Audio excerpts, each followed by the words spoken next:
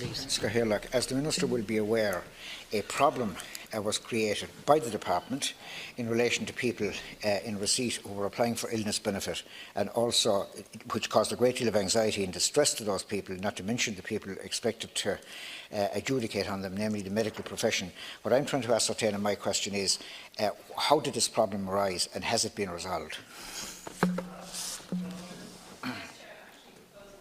Questions number 55 and 56, if that's okay, from Deputy Brady also. That's fine. Thank you, Chair. My department recently introduced a redesigned claim and medical certificate forms for the use in the illness and injury benefit schemes, and the purpose of the redesign was to facilitate a new process within the department whereby forms would be scanned rather than manually keyed into the new IT system. Claims received on the new forms and certs are being processed into the payment system on the same day as they are received, and that's a significant improvement to and for and on behalf of our clients. The introduction of the redesigned form was discussed with the Irish Medical Organisation in advance, and the IMO advised its members 1 month before their introduction that they should cooperate with their use and indeed about the advent of the new forms. The department subsequently communicated directly with the GPs, as is our responsibility, and we communicated directly with them shortly before the introduction of the redesigned forms. But given genuinely the confusion that has arisen over the last couple of months, I think we have to accept that we probably should have communicated directly with the GPs quicker than we did, and we accept that and we apologise. But the majority of the certificates and the claim forms that are now being received each day by the department are the new scannable versions, and these claims are being processed without any delay whatsoever. However, some GPs have continued to use the old forms after the changeover date, and in order to facilitate the continued payment of the illness and injury benefits to our clients, my department has to date continued to accept those old forms. Excuse me. While their continued use is causing delaying, obviously, to our processing times, my department is doing absolutely everything possible to ensure that the customers are paid as quickly as possible, and currently there's a backlog of 2 days in processing the old forms and the old certificates. The introduction of these and other initiatives are the subjects of ongoing discussions with the IMO, and a framework and a timetable has been agreed with the IMO, during which intensive discussions are planned. New processes will not be introduced until these discussions are concluded, and advance notice, including details of any changes to payments arrangements, will be provided to the individual GPs directly from my department. I think it's important to note that the department has a long and very positive relationship with our GPs over many, many years, and we are committed to working hard to resolving any of the outstanding issues that are causing concerns amongst our GP partners. I'd like to also put on the record of the House, Chairman, my immense gratitude for the people in the illness benefit section of my department. They worked tirelessly. They came in at weekends to ensure that the clients that do rely on the weekly payment and have no other form of income didn't have to wait for a delay. We had to find an IT workaround system because we had already moved to the new system, and so therefore the old system wasn't working. But to their credit, and I genuinely mean this, and I don't think it can be understated, they worked their socks off to ensure that the service that we give to our clients is as good and as reliable as we always have done, and I, for one, am exceptionally grateful for their commitment.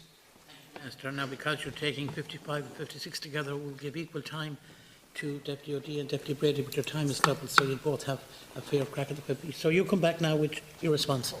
First of all, I want to be associated with the Minister's remarks about the staff in the department.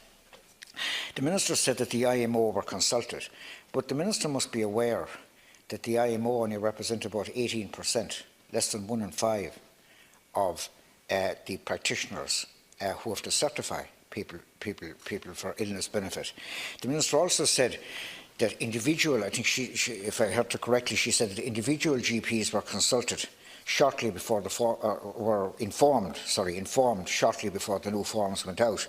My information is that the prescribing GPs simply got all these new forms with a whole lot of different information, different questions to what had hitherto been the case, and were simply told to get on with it without any consultation or any discussion whatsoever.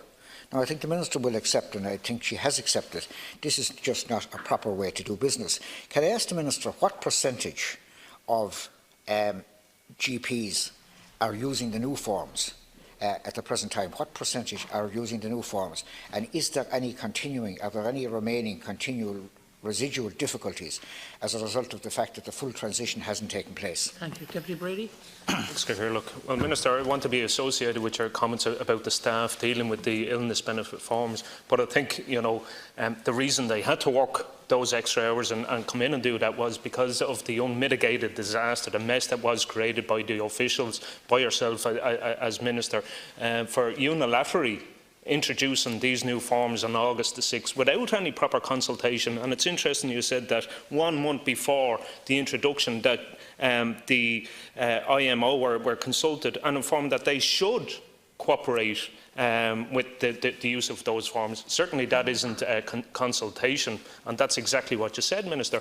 I also hear when you made an apology to the GPs. That has to be welcomed. I think you also need to extend that apology to the people. We're dealing with some of the sickest people in the state, cancer patients, terminally ill people, who unfortunately were caught up in this complete mess, and I think the apology should be extended to those as well. Now, the NAGP, which Deputy O'D alludes to, representing the vast majority of GPs, they have tried to engage with yourself and the department in this entire process and have been completely ignored.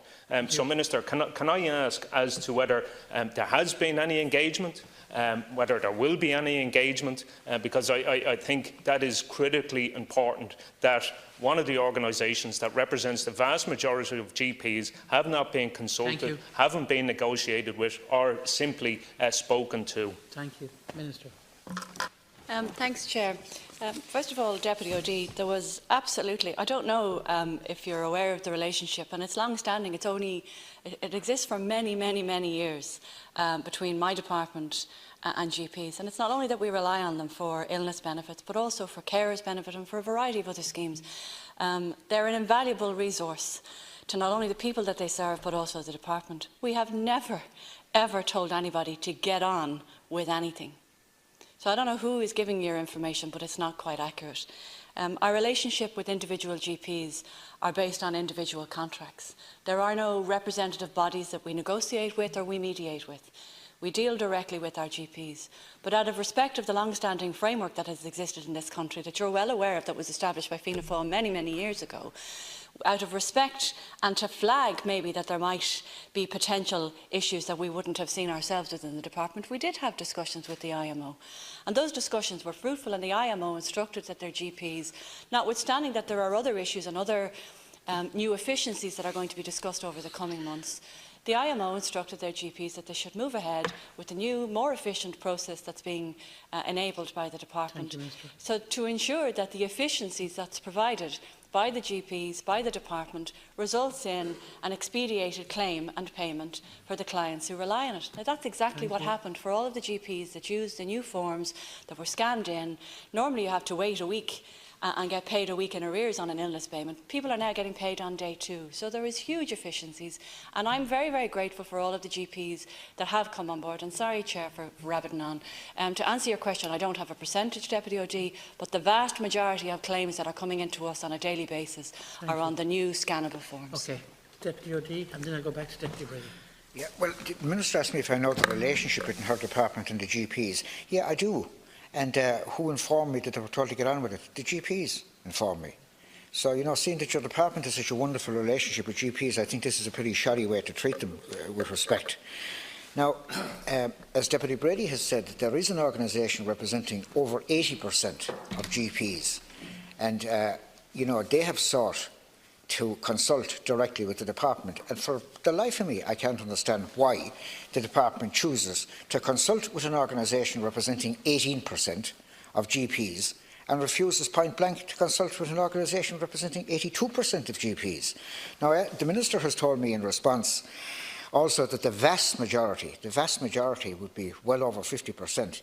The information I got, and I got it in writing, as of yesterday, is that 80% of GPs are still relying on the old forms and doing photocopies, etc. Well, that is the information, and I will communicate that correspondence to you after this.